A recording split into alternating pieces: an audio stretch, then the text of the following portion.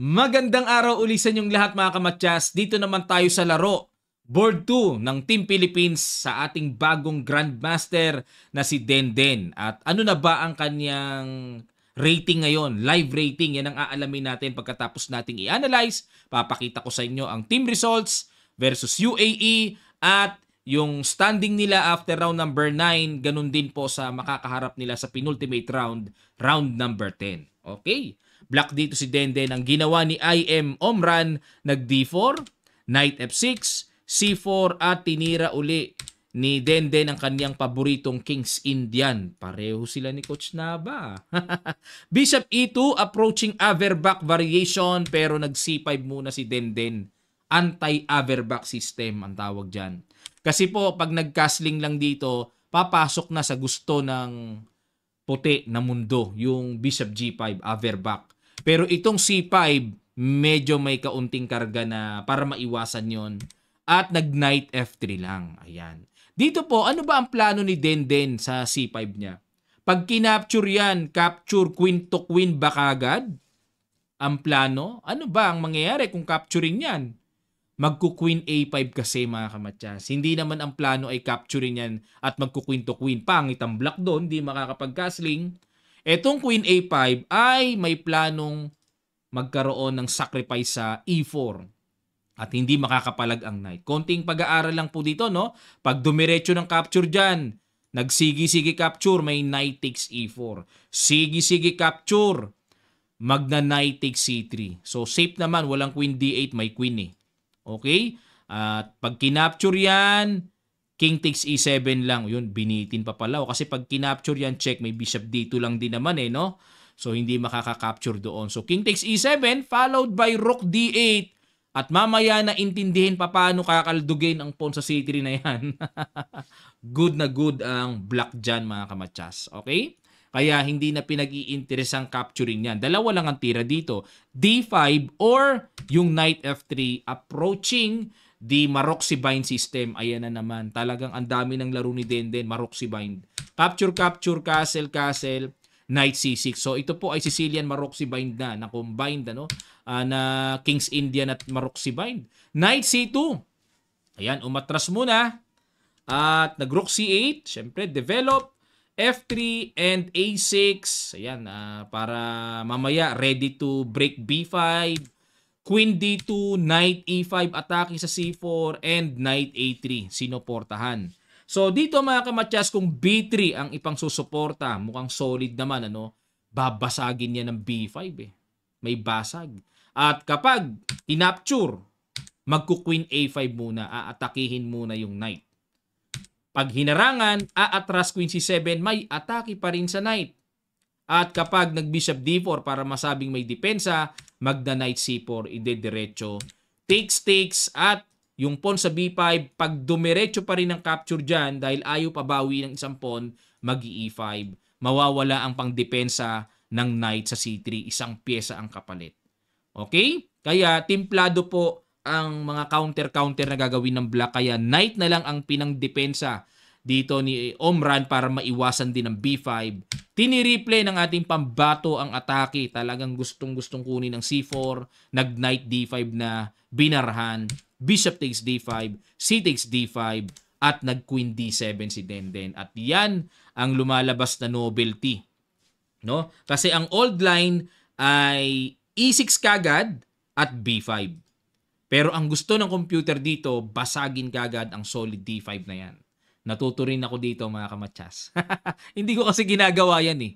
Sa mga King's Indian solid structure talaga na player, hindi nag-i-E6 kasi unang-unang iisipin pag kinapture-capture tapos pipilahan yung D-pawn parang tipong mawiwik. Pero na-realize ko pag E6 capture-capture, patong doon, may D5 naman eh. Solid naman yung ipupush D5. Okay? So balik tayo sa Queen D7 ni Denden at nag-Rook A C1. Ayun. Dito naman daw ang tamang tira na dapat gawin ay B3 lang para magna-Knight C4.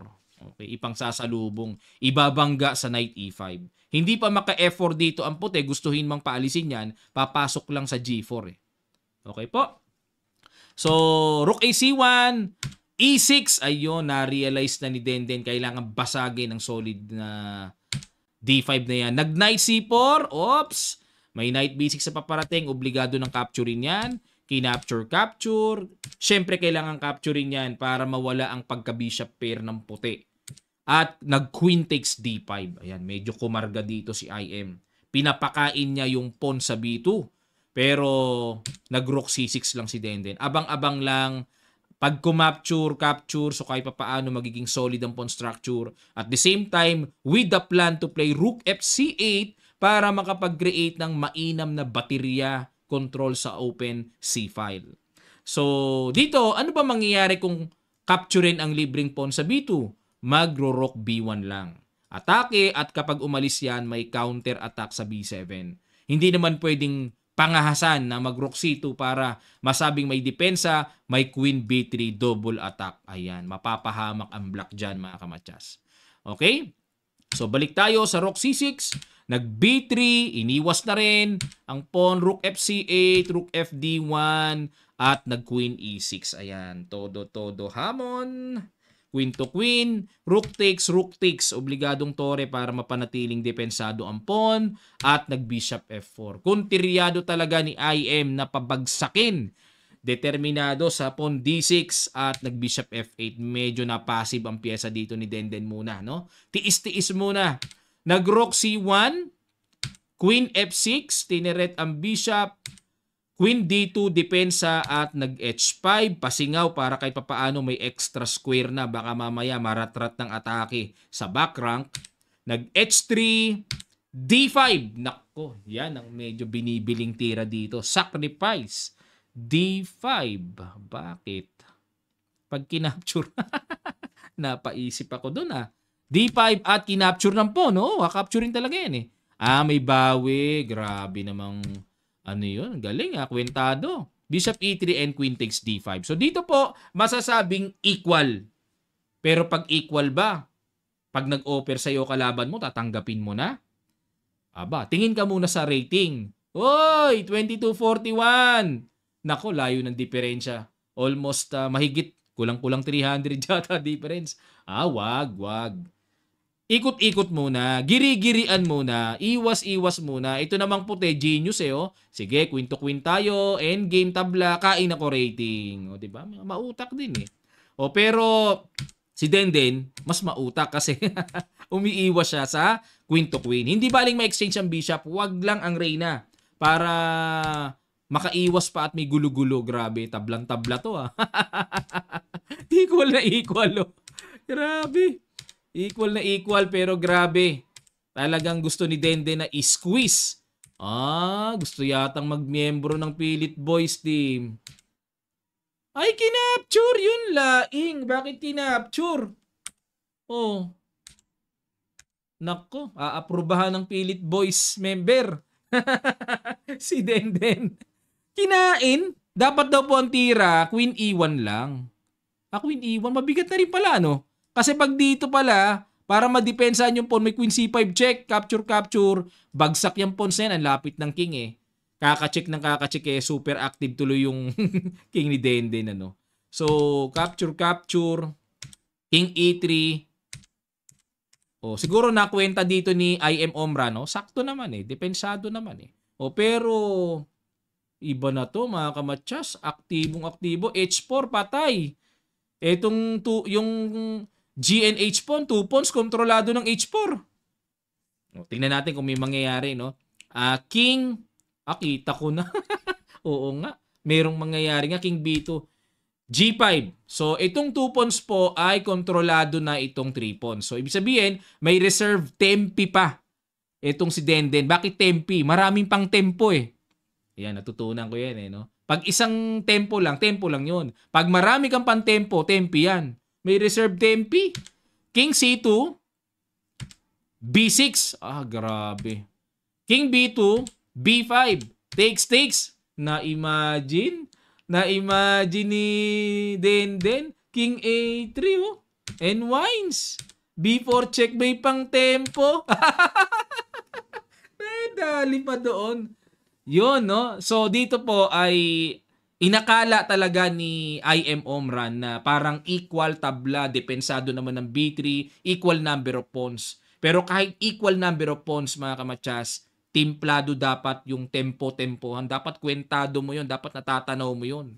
So napaka-importante pong mag-aral ng endgame para sa pagkwenta ng mga yung depth, yung range, hanggang sa matanaw mo yung tempo. Ayun, nautakan ng ating pambato sa pamamagitan ng reserve tempi at kaalaman sa King and Pawn endgame. Nako, pinag-aaralan yan sa training ng RNT tutorials. So RNT po, ako yung nagtuturo doon.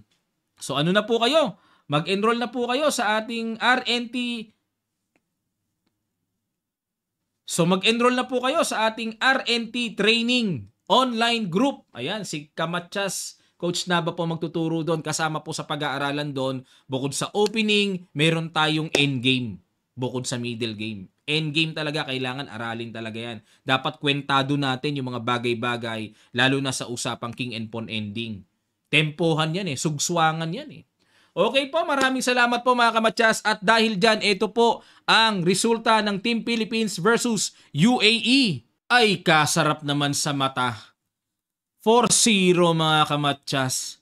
Malaking kabig yan sa tiebreak. Kasi ang tiebreak dito, yung cumulative points ng bawat palo ng bawat board. Yan ang nakikita kong tiebreaks dito. Isa sa mga major tiebreaks. Para kung magka-tie man ng score sa team, paluan ng cumulative points individually. Bibilangin yun. Para naman sa updates natin sa rating ni Denden, plus 7.5 siya so far. So, ibig sabihin, kung siya po ay 2490, siya ay 2497.5. Pero, naabot na niya yung 2500, wala na tayong dapat ipangamba. Okay po, isa po sa requirement, maabot yung live rating man lang na 2,500. Lumampas sa si Denden sa 2,500 di ba? 2,501 yata. Or lumampas pa doon. So, okay na po tayo doon. Bumaba man ang kanyang talagang actual rating pagka kinumpute na or pag tinotal na after this tournament, okay lang yun. Naabot na yung 2,500 Okay? Yan ang basihan sa kanyang rating para makumpleto ang pagiging isang Grandmaster. Congrats din kay Board 3 and Board 4. I am Paulo Bersamina and I am John Emmanuel Garcia. So mabuhay ang Team Philippines. At ito naman ang makakaharap natin sa penultimate round, round number 10. Anong table tayo? Table number 19, ang kalaban natin ay Georgia. Nako, isa rin sa mabigat ito mga kamatsas. Pero ang ating cumulative points ay 24-23 lang dito sa Georgia. Ibig sabihin, mas mapalo pa Team Philippines ang kaunti, no? Individual scores. Okay? So yan po ang ating aabangan. At sa taas, nako, magbabanggaan na po ang Team India versus USA. Nako, 17 points ang match point score ng India, 15 points naman ang US. Matapos lumaglag ang US, no? Hindi na natalo, dumiretso. Nako, may tulog ang India dito. Yan ang maganda mamaya.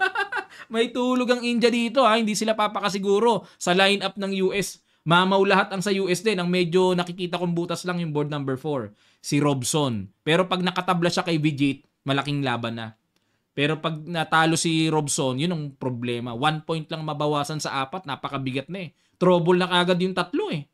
So, yan ang aalamin natin mga kamatsas. Okay? At may i-analyze pa tayong mga pangmamawan naman na side. Analyze natin yung mga mamaw naman, mga super GMs like Magnus Game. Alamin natin mga kamatsas mamaya. Okay? Maraming salamat po at muli po sa darating po na September 23, magpapasimula na po ang ating online training. 2 days na lang po ang natitira. Pwede pa kayong humabol. Register lang po kayo. Ang details ay nasa comment section below. Maraming salamat. Magkita-kita pa tayo sa mga susunod pang chess updates.